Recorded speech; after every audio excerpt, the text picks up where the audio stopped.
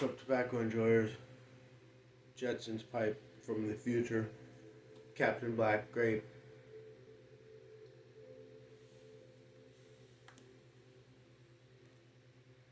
I'll try to make this story quick. I had this thought about this story a little bit ago, and I just want to get it out before I forget it. But back in the day, I used to do martial arts.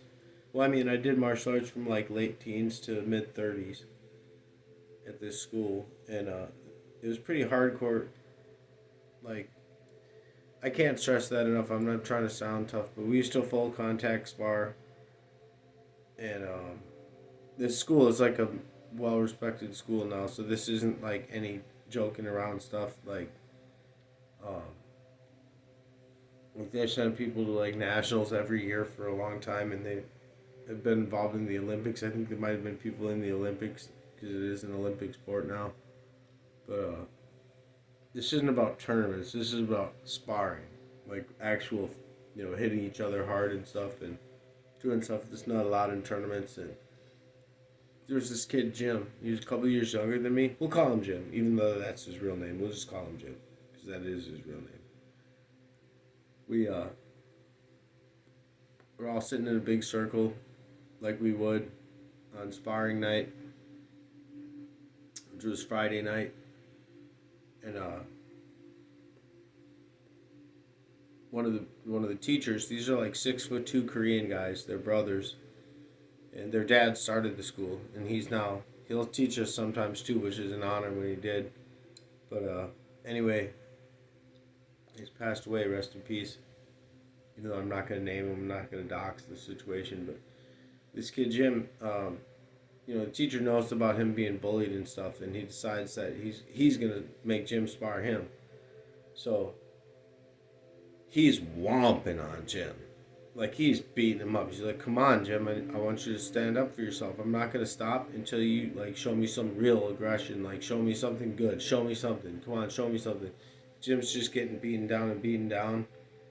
And, like, he can at will, like, beat on Jim. Like, and do, like, he's, like, doing hard stuff to him, like combos and, he's not even hitting him full force, but he's hitting him hard. Like, you gave him a couple good full force roundhouse kicks towards the end, and dude was totally spent. Like, he's totally gassed. But Jim was like a little autistic, and I don't think anybody really understood that. I think the teacher understood on some level, but he lined Jim up with one of the dressing room doors, the men's dressing room, and basically this is a little building. It's a vape shop now, but I wonder if they got any pipe tobacco. I haven't been in there since. I've just driven by. That might be a video. Anyway,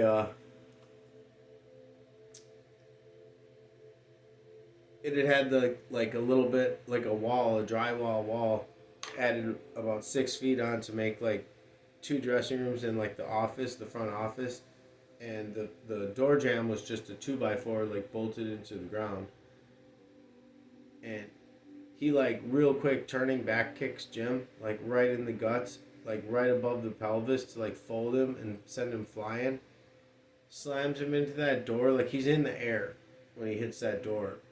Busted open, and his heels are just like dragging, and like he catches that door frame and he flips up, and the door hits the other wall, and you just see him flipped upside down, and he flies onto these shelves that were like just like 2x4s with like masonite shelves laying on him. So he like hits the masonite, like cracks some of it, like knocks like bags and stuff flying over. You just see this like a split second, and the door hits the wall and slams back shut, and it like it latches, like it shuts, like slam. It's like shut, and then you just hear like whimpering, and I mean that was incredible. Like, cause this is like a 6'2" guy that's like cut, like in super good shape, and he's been like a bully his whole life because first he got picked on for being like an Asian kid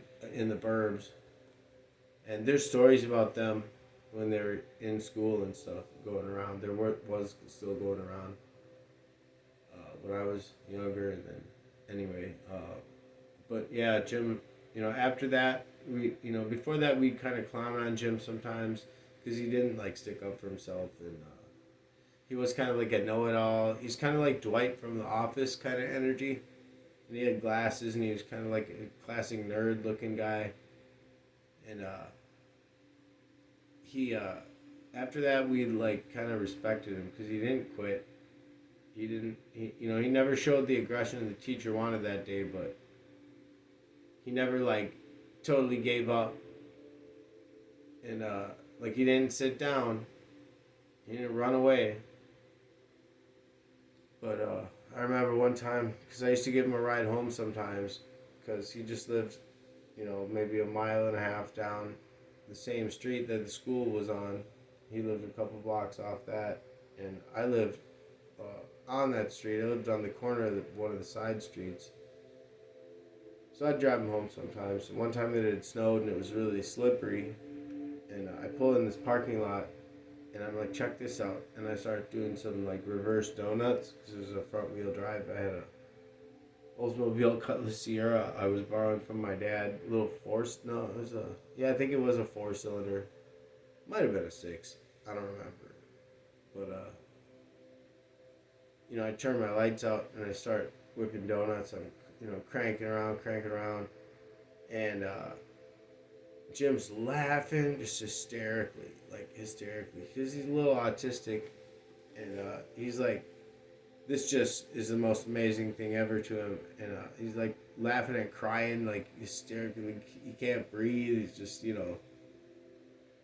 and I'm smiling, I'm laughing at Jim, like I'm enjoying the fact that he could like enjoy something like that so purely, so even more than me, and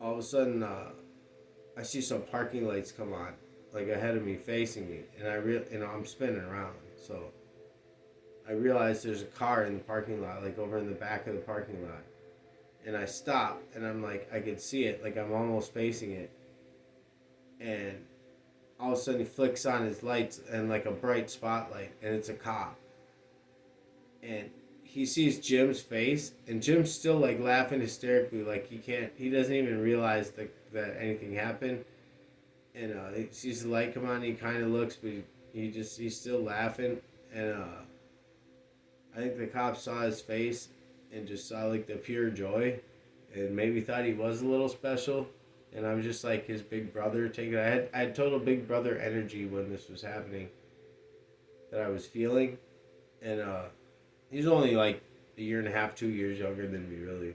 Like when I started it, I was a senior in high school, and he was like a sophomore.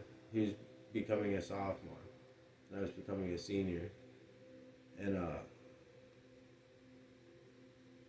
um, the cop just like turns off his spotlight and like backs out and leaves. And I was like, wow, okay. I guess he just saw, no real harm's being done, and I think he saw the pure joy on Jim's face and decided not to mess with us, because I think he, being like a St. Paul cop, I think he normally would have messed with some kids that whipping donuts in a parking lot, even though it was like a city golf course parking lot, so it was like technically city property, public property. Um, I think he normally would have came and at least checked us out to see if he could like find anything interesting in our pockets or something, or under the seats. Normally totally would have done that, but I think at the time he just,